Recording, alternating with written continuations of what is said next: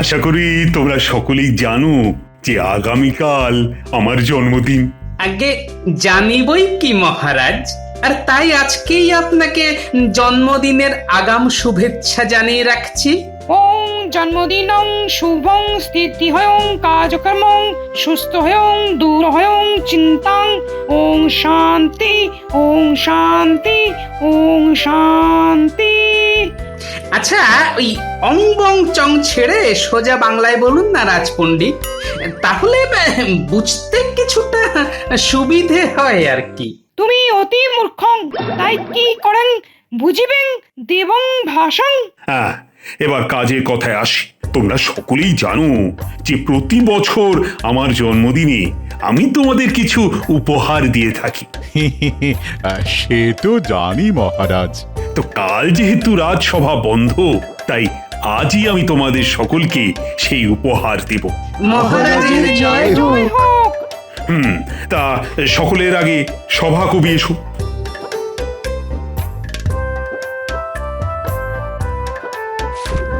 তুমি কবি, তাই এই নাও সোনার নিব লাগানো একটা রূপোর কলম। এবার বিজ্ঞানী এগিয়ে এসো, এগিয়ে এসো। এই নাও একটা অনুবীক্ষণ যন্ত্র।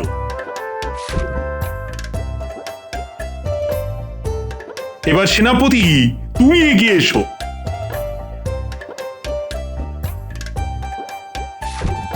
এই নাও সোনার হাতল সমেত রূপোর ছোট্ট একটা তলোয়ার। তুমি তো সারাক্ষণ ঢাল তলোয়ার নিয়ে থাকো, তাই এটা একটা প্রতীকী উপহার। এমন উপহার পেয়ে আমি ধন্য মহারাজ। এবার রাজ যদি সে এগিয়ে এসো।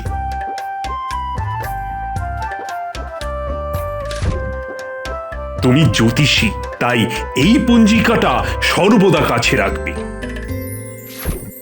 শুধু একটা পঞ্জিকা? কেন, ক্ষতি কি? মহারাজ তো প্রত্যেককেই তার কাজের জিনিস উপহার দিচ্ছেন, আর গণনা করতে গেলে পঞ্জিকা লাগবেই, তাই না রাজ্যোতিষী? তুমি থামো তো। আমি কিছু পাবো না মহারাজ। অবশ্যই পাবে।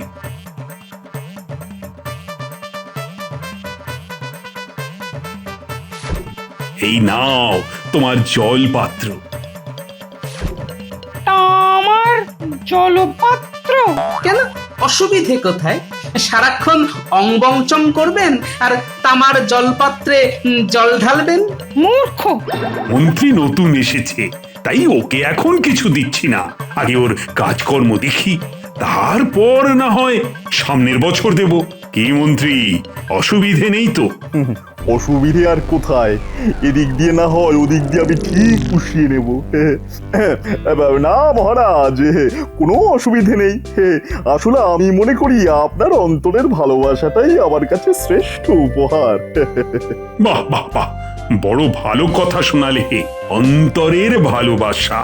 আসলে ওনার নাম তো ভগবান, তাই অন্তরের ভালোবাসা ওর মতো আর কে বুঝবে, তাই না নতুন মন্ত্রী মশাই? তুমি বড্ড পেরেছ গোপাল, সুযোগ পেলে তোমায় দেখে নেব। গোপাল, এবার তুমি এগিয়ে এসো।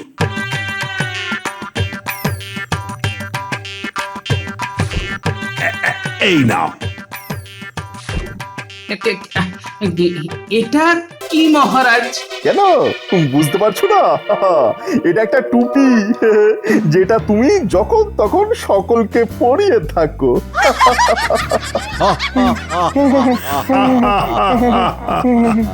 মহারাজ, শেষে আপনি কি না বেছে বেছে আমাকেই টুপি দিলেন? আরে এতে খারাপের কি আছে? একবার ভেবে দেখো, তোমার মাথার ভেতর কত বুদ্ধি, অথচ মাথায় চুল নেই। চড়া রোদে তোমার মাথার ভেতরের বুদ্ধি যাতে শুকিয়ে না যায়, তাই তো এই টুপি। এখন থেকে সর্বদা এটা পরে থাকবে, বুঝলে?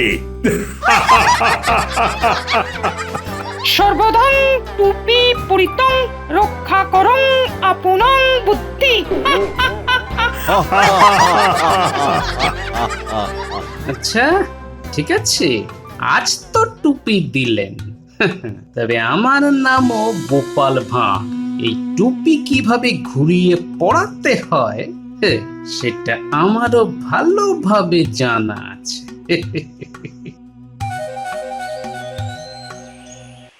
বুঝলে রানী, উপহার হাতে পেয়ে না গোপালের মুখের সে যা অবস্থা হলো, দেখলে না তো? তুমিও তাহলে হেসে ফেলতে। অনেকদিন বাদে বুঝলে, জুৎসই ভাবে গোপালের পেছনে লাগতে পেরে আজ আমি বড় আনন্দ পেয়েছি। গোপালকে জব্দ করে আনন্দ পেয়েছেন, ভালো কথা। কিন্তু ওকে চেনেন তো মহারাজ, দেখবেন একদিন না একদিন ও ঠিক আপনাকে পাল্টা দেবে, তখন সেটা সামলাতে পারবেন তো? আসলে রানী, গোপালের বুদ্ধির কাছে হেরেও মজা। তাই তো মাঝে মধ্যে ওকে রাগিয়ে দিয়ে ওর ভেতরের বুদ্ধিটাকে আমি উস্কে দিতে চাই। সে আপনি যাই বলুন না মহারাজ, জন্মদিনের উপহার নিয়ে গোপালের সঙ্গে এমন রসিকতা করা আপনার যে একেবারেই উচিত হয়নি, এই আমি বলে দিলাম।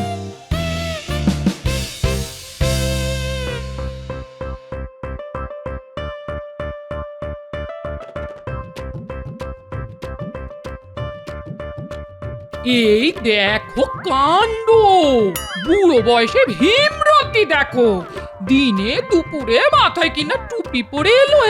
কি করব গিন্নি, মহারাজ তার জন্মদিনে এই টুপিটা উপহার দিয়ে বললেন মাথায় পড়ে থাক। আমার মাথায় যে অনুপাতে বুদ্ধি, সেই অনুপাতে চুল নেই। হায় আমার কপাল, মহারাজ বললেন আর তুমি অমনি টুপি মাথায় দিয়ে নাচতে নাচতে চলে এলে। বুঝতে কি আর পারিনি গিন্নি, সবই বুঝতে পেরেছি গো।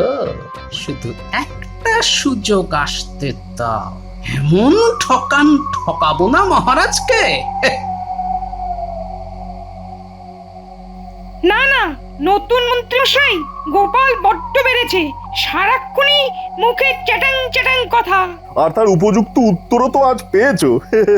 সর্বসমক্ষে মহারাজ আর গোপালকে যা নাস্তানাবুদ করে ছেড়েছেন না। না না না, শুধু নাস্তা নাবুদ দেখে আমাদের সন্তুষ্ট হয়ে থাকলে চলবে না। তাই এমন কিছু একটা করতে হবে যাতে করে গোপাল একেবারে ল্যাজে গোবরে হয়ে এই কৃষ্ণনগর ছেড়ে পালাতে বাধ্য হয়। ঠিক আছে, তাই হবে। গোপালের এমন অবস্থা করব যাতে গোপালের এই চ্যাটাং চ্যাটাং কথা চিরকালের জন্য স্তব্ধ হয়ে যায়, মানে বন্ধ হয়ে যায়। আমাকে আজকের দিনটা ভাবতে দাও, কাল রাজসভায় গিয়ে মহারাজের সামনেই সব বলবো। এখন তোমরা এসো। হ্যাঁ,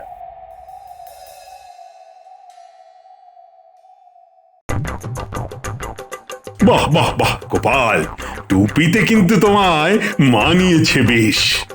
সে তো মানাবেই মহারাজ, তবে টুপি মাথায় দিয়ে বেশ একটা বুদ্ধিরও জোর পাচ্ছি মহারাজ। বটে, মনে হচ্ছে আপনার কথাই ঠিক, রোদের তাতে আমার বুদ্ধি আর শুকিয়ে যাচ্ছে না। হেসে নিন, হেসে নিন, যেমন ইচ্ছে হেসে নিন, তবে আপনার মাথায় অদৃশ্য এক টুপি পরিয়ে দেবার সময় আমারও আসবে। মহারাজ, এই রঙ্গরসিকতা ছেড়ে এবার কাজের কথায় আসা যাক। সেদিন আপনি আমার কাজকর্ম দেখবেন বলেছিলেন না, তাই আমি একটা অভিনব কাজের কথা ভেবেছি। অভিনব কাজ? বেশ বেশ, বলো শুনি। মহারাজ, আমি ভেবে দেখলাম যে আমাদের রাজ্যে গৃহপালিত পশু মানে গবাদি পশু কত আছে তার সংখ্যা কিন্তু আমরা কেউ জানি না। ঠিক কথাই বলেছ তুমি। সত্যি তো, আমার রাজ্যে কত গবাদি পশু আছে তার তো কোনো পরিসংখ্যানই নেই। আপনার অনুমতি পেলে সেই কাজটাই শুরু করতে চাই আমি। আচ্ছা মন্ত্রী, একটা কথা, এই পরিসংখ্যান আমাদের কোন কাজে লাগবে বলো তো? হে কি বলছেন মহারাজ, একটা রাজ্য কতটা সমৃদ্ধশালী সেটা তার গবাদি পশুর সংখ্যা দিয়েই তো বোঝা যায়। স্মরণ করে দেখুন, পুরাকালে কিন্তু এই গবাদি পশুর সংখ্যা বিচার করেই একটা দেশের আর্থিক আর সামাজিক অবস্থার কথা বোঝা যেত। হ্যাঁ, তাহলে মন্ত্রী, গবাদি পশুর সংখ্যা জানার জন্য কি করতে চাও তুমি? আদমশুমারি মহারাজ। হ্যাঁ, গবাদি পশুর আদমশুমারি? হ্যাঁ মহারাজ, ঘরে ঘরে গিয়ে লোকগণনা করে মানুষের যেমন আদমশুমারি হয়, তেমনি ঘরে ঘরে গিয়ে আমাদের গবাদি পশুর আদমশুমারি করতে হবে। হ্যাঁ, আর একবার এটা করে ফেলতে পারলেই জানা যাবে এই কৃষ্ণনগরে গবাদি পশুর সংখ্যা কত। বাবা বাবা বাবা, তাহলে তো খুব ভালো হবে। তা কে করবে এই কাজ? অনুমতি পেলে রাজপণ্ডিত আর রাজজ্যোতিষীকে নিয়ে আমি নিজেই শুরু করে দিতে পারি। তাহলে তাই দাও। কিন্তু মহারাজ, এই কাজের জন্য কিছু তো খরচ হবে। খরচের জন্য ভয় পাই না। তা বলো বলো তো, কত খরচ হতে পারে? আগে মহারাজ, ওই বাইরের লোককে দিয়ে করাতে গেলে অনেক বেশি খরচ হতো, কিন্তু যেহেতু আমরাই করব তাই খরচ অনেক কম হবে। তাও বলো, মানে কত পড়বে? আগে 1000 স্বর্ণ মুদ্রা দিলেই হয়ে যাবে। ঠিক আছে ঠিক আছে, পেয়ে যাবে। খাজাঞ্চির কাছ থেকে নিয়ে নাও। ধন্যবাদ ধন্যবাদ মহারাজ। এই নাও তোমাদের পাওনা। কত আছে এতে? ওই তো 1000-এর অর্ধেক 500 আমি রেখেছি, আর বাকি 500 দুজনের মধ্যে সমান ভাগে ভাগ করে দিলাম। আচ্ছা, আপনার বুদ্ধির দৌলতে আমাদের তো কিছু প্রাপ্তিযোগ ঘটলো, কিন্তু গোপালের ব্যবস্থার কথা কিছু কি ভেবেছেন? ভেবেছি বই কি, জব্বর এক উপায় ভেবেছি। বাবা বাবা বাবা, সে তো খুব ভালো কথা। হতচ্ছাড়াটা যদি আর কৃষ্ণনগরে না থাকে, তাহলেই আমাদের প্রত্যেকের হাড় জুড়োয়।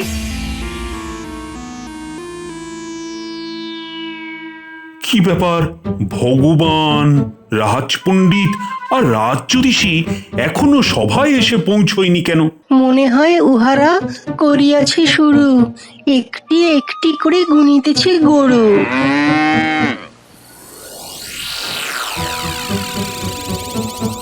কি গো মন্ত্রী, গরু গুনে এলে বুঝি? সে তো গুনবেনি। আসলে নিজের সমগোত্রীয়দের গোনার মধ্যে কত আনন্দ বলুন। বলো বলো, যা ইচ্ছে বলো। জানো না তো বাচ্চাদন, এরপর তোমায় কি পেঁচে ফেলবো। মহারাজ, ওই গবাদি পশু গুনতে গুনতে আরো একটা কাজের কথা মাথায় এলো। বাবা, আবার কাজের কথা? আগে মহারাজ, ভেবে দেখলাম গবাদি পশুর সাথে সাথে আমাদের কাকের আদমশুমারি করলে কেমন হয়। হ্যাঁ কাকের আদমশুমারি? হ্যাঁ মহারাজ, গুনে দেখতে হবে যে এ রাজ্যে কাকের সংখ্যা কত। আচ্ছা, এই কাকের আদমশুমারি করে কি আবার লাভ হবে বলো তো? আগে কোন রাজ্যের কাকের সংখ্যা দিয়েই সেই রাজ্যের মানুষের মন ও ধনের অবস্থার কথা বোঝা যায়। কিরকম কিরকম? ধরুন একটা রাজ্যে কাকের সংখ্যা অনেক, তাহলে এর থেকে কি বোঝা যায়? কি বোঝা যায়? বোঝা যায় যে সে রাজ্যের কাকেরা পেট ভরে খেতে পায়, মানে রাজ্যের মানুষ তাদের খেতে দেয়। ঠিক ঠিক, একেবারে ঠিক। আর মানুষ খেতে দেয় কখন? যখন তাদের হেঁসেলে খাবারের কোনো অভাব থাকে না। একেবারে ঠিক। তাই কৃষ্ণনগরের কাকের সংখ্যা গণনা করে বোঝা যেতে পারে যে এ রাজ্যের সাধারণ মানুষের হেঁসেলের হাল হকিকত কি। বাহ বাহ বাহ, বড় ভালো চিন্তা ভাবনা। তাহলে আর দেরি না করে কাল থেকেই কাজ শুরু করে দাও। করে তো দেওয়াই যেতে পারে, কিন্তু সমস্যা হচ্ছে এই কাজটা করবে কে? তাই তো, কে করবে কে করবে? আমরাই করে ফেলতে পারতাম, কিন্তু ওই যে গবাদি পশু নিয়ে আমরা ব্যস্ত। তাহলে আমার মনে হয় এই কাজটা গোপালকে দিয়ে ভালোই হবে। আসলে সে অবধি দেখছি যে গোপালের কোনো কাজই নেই, তাই গোপালেরও একটা কাজ হবে, আর আমাদের কাক গণনার কাজটা হয়ে যাবে। হ্যাঁ গোপাল, তাহলে কাল থেকে তুমি কাক গণনার কাজে লেগে পড়ো। এ গোপাল, রাজি তো? এর মধ্যে আমার একটা শর্ত আছে। গোপাল যদি ঠিকঠাক কাক গুনে ফেলতে পারে তাহলে ওকে 500 স্বর্ণ মুদ্রা পুরস্কার দেওয়া হবে, আর যদি না গুনতে পারে তাহলে কাকেশ্বর কুচকুচে উপাধি দিয়ে এই রাজ্য থেকে বিতাড়িত করা হবে। বুঝতে পেরেছি, কৌশল করে আমাকে জব্দ করার চেষ্টা। ঠিক আছে, আমিও দেখবো কে কাকে জব্দ করে। আমি রাজি মহারাজ। তবে আমারও দুটো শর্ত আছে। যেমন? এই কাজের জন্য আমাকে 2000 স্বর্ণ মুদ্রা পারিশ্রমিক দিতে হবে। কেন কেন? আমরা যেখানে 1000 করছি তুমি সেখানে 2000 চাইছো কেন? আপনাদের কাজ ঘরে ঘরে গিয়ে গরু গোনা, আর আমার কাজ মাঠে ঘাটে দৌড়ে গাছে চড়ে কাক গোনা। কাজটা যেহেতু খুবই পরিশ্রমের, তাই পারিশ্রমিকও দ্বিগুণ। ঠিক আছে, ঠিক আছে, 2000ই পাবে। এবার তোমার দ্বিতীয় শর্ত বলো। দ্বিতীয় শর্ত হচ্ছে আমাকে 1 মাস সবেতন ছুটি দিতে হবে। এই 1 মাস আমি কি করছি কি না করছি তার জবাবদিহি কিন্তু আমি কাউকে দেব না। তবে ঠিক 1 মাস বাদে আমি রাজসভায় এসে বলে দেব এই রাজ্যে ঠিক কটা কাক আছে। আর যদি না বলতে পারো? ওই তো আপনার দেওয়া শর্ত অনুযায়ী কাকেশ্বর কুচকুচি উপাধি নিয়ে এই রাজ্য ছেড়ে চলে যাব। তবে মহারাজ, পারিশ্রমিকটা কিন্তু আজকেই চাই। ঠিক আছে, খাজাঞ্চির কাছ থেকে নিয়ে নিও। গিন্নি, দেখে যাও কি এনেছি। ও মা গো, এই কোথায় যাব গো? বুড়ো আজ হাতে মস্ত বড় মাছ ঝুলিয়ে সাত তাড়াতাড়ি রাজবাড়ি থেকে চলে এলো যে। যাও তাড়াতাড়ি মাছটাকে কেটে বেছে রেঁধে ফেলো। এই তোমার কি হয়েছে বলো তো? মহারাজ আমাকে সবেতন 1 মাস ছুটি দিলেন, আর সেই সঙ্গে 2000 স্বর্ণ মুদ্রা। ওরে বাবা, এ কি শোনাচ্ছ গো? মহারাজ এসব করতে গেলেন কেন? মহারাজ বললেন, গোপাল, সারা জীবন অনেক মাথার পরিশ্রম করেছো, তাই এবার মাথা থেকে টুপি খুলে কটা দিন ভালো করে খাও দাও আর আরাম করো। ও তাই? শুনলেই কেমন যেন গায়ে কাঁটা দিচ্ছে গো। এই দাও দাও দাও দাও, মাছটা দাও, এক্ষুনি কেটে রেঁধে ফেলি। দাও দাও দাও দাও দাও দাও দাও।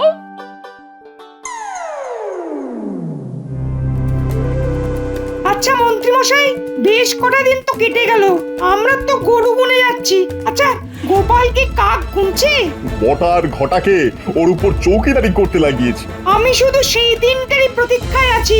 গোপাল যেদিন মাথা নিচু করে কৃষ্ণনগর ছেড়ে চলে যাবে, ওর সব চ্যাটাং চ্যাটাং কথার জবাব সেই দিন দেবো, এই আমি বলে রাখলাম।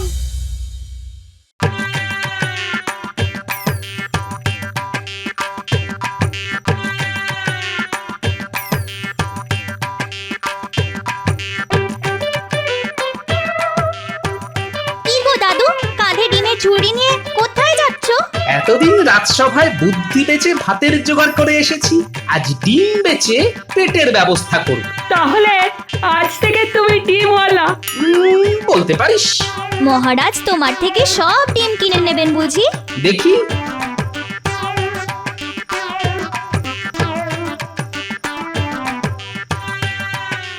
আমি চলি রে।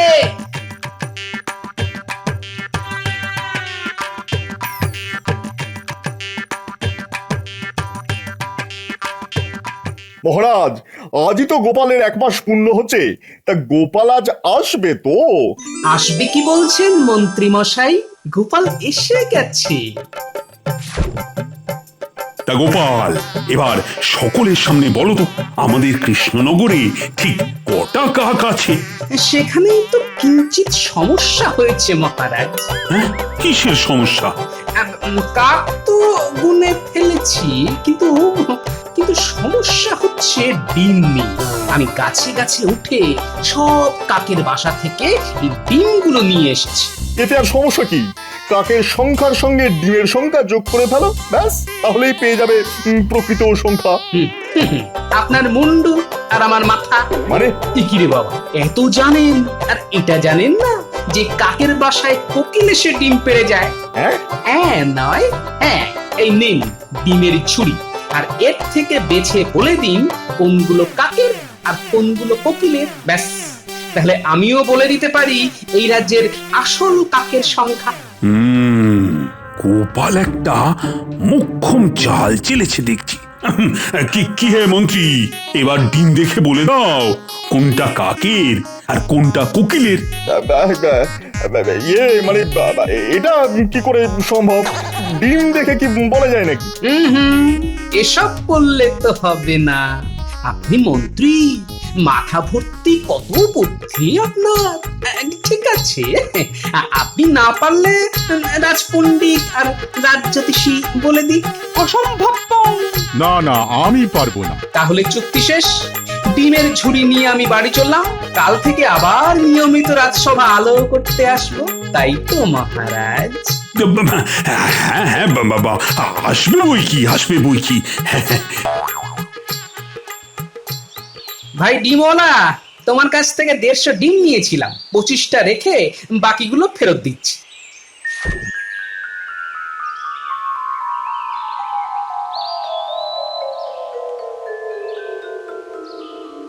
ও মা, মহারাজ যে! আসুন আসুন আসুন। গোপাল, ডিমগুলো তাহলে কাক কিংবা কোকিলের নয়?